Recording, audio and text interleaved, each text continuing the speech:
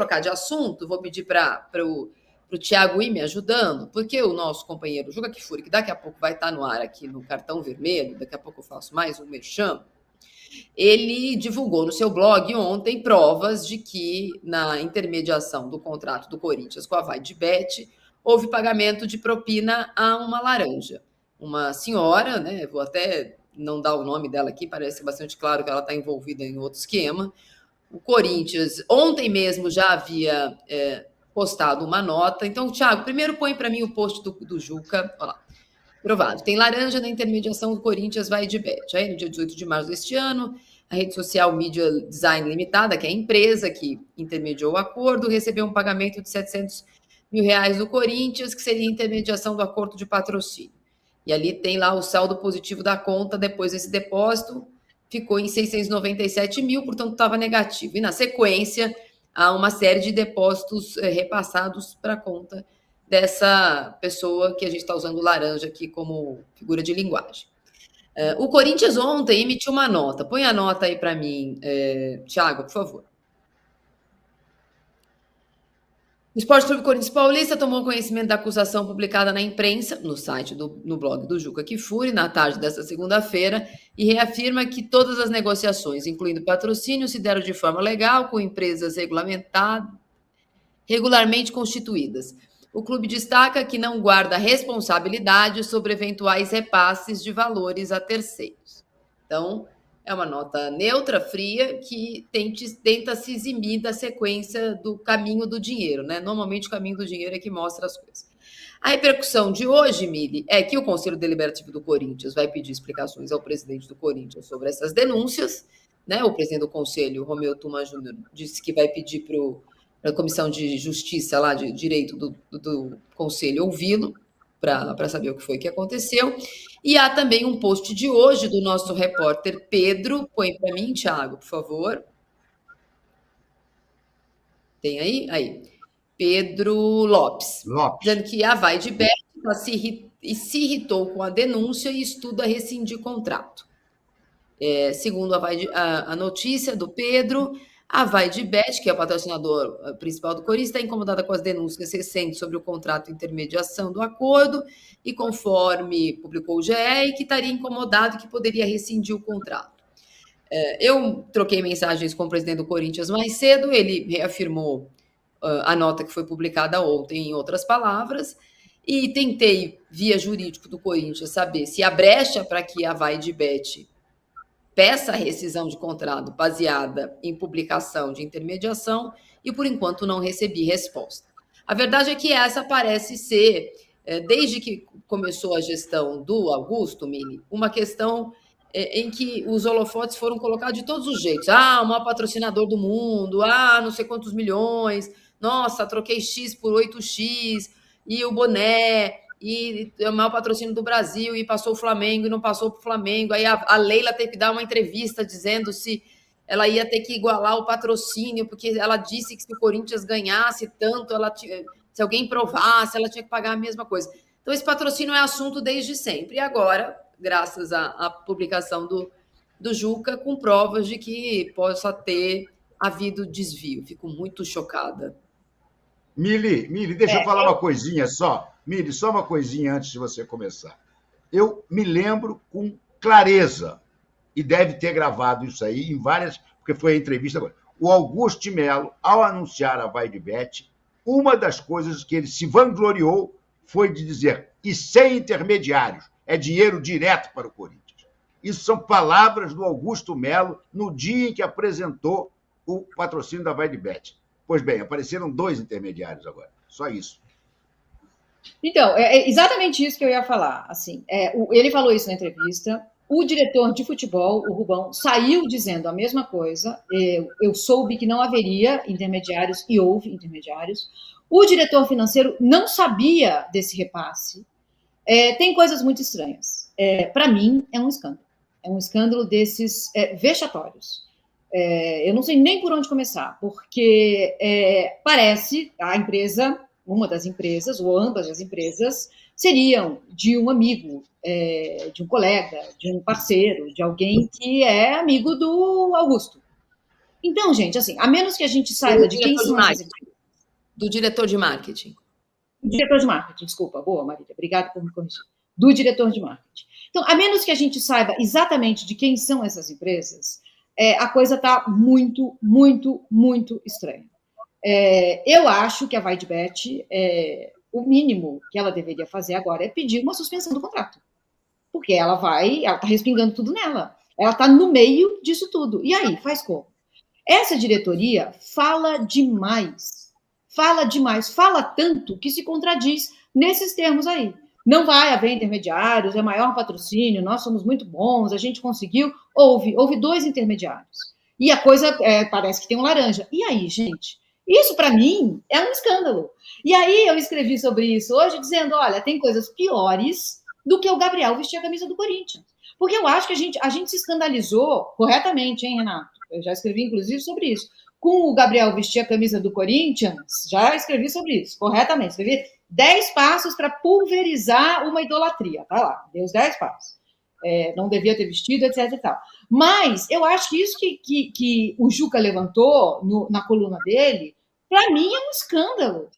Eu acho que as pessoas deveriam estar escandalizadas. Assim como é um escândalo o que está acontecendo entre a 777 e o Vasco. É um escândalo, gente, que o Vasco tenha sido vendido para uma empresa desse tipo. Não, eles não pesquisam. Os dirigentes que decidiram vender o Vasco não pesquisaram. A gente está aqui dizendo, a 777... Gente, há quanto tempo eu falo isso? A 777 é uma empresa financeira que fica em Miami. Ela existe há 7 anos. O conhecimento dela sobre futebol é nenhum. Como é que venderam para a 777 o Vasco? Isso é um escândalo. E agora pode ser que eles tirem o Vasco da 777. Consigam fazer isso. Para quê? Para vender de novo? Sem apurar isso? Gente, sei lá, eu tô maluco ou isso para mim é escandaloso? Como é escandaloso que o Cruzeiro tenha sido revendido? O Cruzeiro foi revendido. Vocês não acham isso uma afronta? O Ronaldo já ganhou dinheiro em cima disso. Então é assim. As nossas paixões, as nossas camisas, os nossos mantos sagrados, eles vão fazendo isso com os clubes? Gente, pelo amor de Deus. Mas não se ajudam, né? Eu acho que as pessoas não entendem o tamanho do Corinthians. Não entendem o tamanho que tem esse time. A potência dessa torcida. É maltrato atrás de maltrato atrás de maltrato. Cansa, sabe? Cansa muito. Pois é, a gente vai ter daqui a pouco. Eu sou o Thiago Braga, ele é meu anjo da guarda, meu enfermeiro, meu conselheiro sentimental, mas ele pratica bullying também. Ele fica me mandando WhatsApp que Marília fala isso, Marília fala aquilo, Marília faz merchan do Juca. O Juca não gosta de merchan, Thiago Braga. Eu vou fazer, mas ele não gosta de merchan. Sem brincadeira, daqui a pouco tem cartão vermelho, Juca, Trajano e Rodrigo Matos. Acho que o Trajano, como eu, chateado com o nosso Arsenal, o Juca chateado com o Corinthians e o Rodrigo Matos chateado com o Gabigol. Então, vai ser um programa vermelho de chateados, 7h30 aqui no All Sport. E o Juca, claro, com todas as provas, toda a apuração dele, vai falar bastante sobre esse assunto também. Renato, você estava falando antes do Augusto, quer continuar? O mais grave para mim é ter havido essa declaração e, de repente, aparecerem 2 intermediários. E um detalhe, né? A coitada da Laranja é uma mulher pobre lá do Nordeste, ou coisa que o valha. O Juca conseguiu fotos da casa dela. Litoral. Do litoral? Litoral sul aqui de São Paulo. Litoral paulista. Então, isso, perdão. Então, litoral sul de São Paulo. Mas a mulher não sabe nem o que é Vaidbet, nem o que é Corinthians, não sabe nada. Como é que pegaram ainda? Essa mulher deve ter trabalhado na casa de algum desses salafrários, e os caras pegaram o nome dela e puseram como dona da empresa. Gente, é um escândalo. O Juca dissecou muito bem. É um escândalo da primeira à última palavra, gente. E eu não consigo deixar de lembrar da frase do Augusto Melo. Sabe? Essa frase devia virar meme. Sabe? A torcida do Corinthians devia pegar essa frase, que está gravada aí por todo mundo, e repetir: não vai ter intermediário, não vai ter intermediário, não vai ter... E aí depois as notícias dos intermediários. Isso é um escândalo, gente. A Miri tem toda a razão, é um escândalo. E sim, Miriam, concordo com você, é muito mais grave do que o Gabigol botar a camisa. Realmente é isso. O problema é que o título da sua coluna só falava do Gabigol e da camisa. Eu achei que era só sobre isso que você estava falando. Mas é óbvio que é um escândalo muito maior. É uma coisa... Gente, sabe, só não dá para dizer mais coisa aqui, porque perigo levar um processo igual também. Mas quem tem o Tico e o Teco, um falando com o outro, sabe o que é isso, né? Sabe o que é isso. É o fim do mundo, gente. O Corinthians, sabe? Cadê a oposição do Corinthians?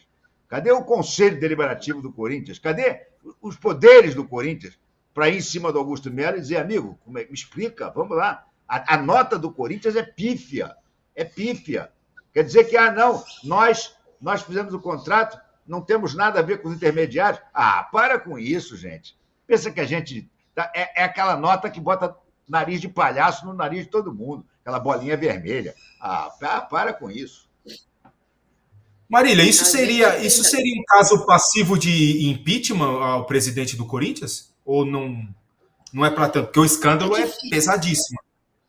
É difícil, Renan, porque assim, o Sérgio Moura, que é o diretor de marketing do Corinthians, está envolvido aí numa polêmica desde a saída do Rubens Gomes. Vou falar aqui para o meu público que é catequizado alvinegro. Então, desde a saída do Rubens Gomes, tem respingado num diretor ou outro questões por que ele teria entrado em rota de colisão com Augusto. Uma delas é porque essas duas pessoas não se dariam bem, e uma delas teria sido quando o Rubens Gomes descobriu que neste acordo tinha sim havido intermediário. O Corinthians diz que pagou 7% e não 15%, 30%, como fazia todo mundo, né? Porque sempre a desculpa do Augusto, e essa é uma crítica que eu faço sempre, é falar, não, mas antes era pior. Isso não significa nada. Antes era pior, ou era melhor, ou era ruim, não significa nada. E aí o Rubens foi cobrá-lo dessa intermediação, e ele teria falado para o Rubens, não estou na conversa, que foi uma intermediação pequena, muito melhor, muito menor que normalmente é no mercado. Aí a questão, e aí o Rubens Gomes já falou em outras entrevistas, né, o Rubão, ex-diretor de futebol do Corinthians, perguntado, né, e aí eu nem acho que isso seja assunto, mas é verdade que o Sérgio Moro é São Paulino? Aí a resposta do é verdade, não é só São Paulino, como ele está envolvido em questões do Conselho do São Paulo. Aí começa aquela coisa, mas como que o cara é diretor no Corinthians e torce para o São Paulo e tal. Mas não é só isso. Aí começaram, ele tem uma empresa, um amigo dele tem uma empresa, e parte dessa comissão que o Corinthians pagou foi para a empresa do amigo do fulano. Então, eu acho que impeachment no Augusto Melo, que ainda tem maioria no Conselho, é o mais difícil de você provar, a não sei que se prove, que o Augusto Melo tem participação. E aí você tem que procurar o caminho do dinheiro. Se o caminho do dinheiro parou na laranja, se o caminho do dinheiro da laranja foi para não sei aonde. Impossível não é, Renan, mas nesse momento eu acho muito mais fácil cair o Sérgio Moura do que cair o Augusto Melo, mesmo esse assunto indo parar no Conselho, onde o Augusto Melo tem maioria. Então, essa é a minha avaliação do dia 21 de maio de 2024. Se daqui a 2 dias o Juca tiver mais provas, ou o caminho do dinheiro, sabe aquele rastro da pólvora do desenho do Pica-Pau, continuar andando, eu acho que pode sim acontecer. Mas neste momento que a gente tem são foco e uma artilharia voltada para o diretor de marketing, porque foi ele que participou desse acordo também, e essa empresa seria de alguém que ele conhece, né? Essa que fez a intermediação, essa rede Media Design. Então, esse é o atual momento. Mas sempre pode piorar, porque sabe aquelas imagens que grudam na retina e você sabe que você quer desver?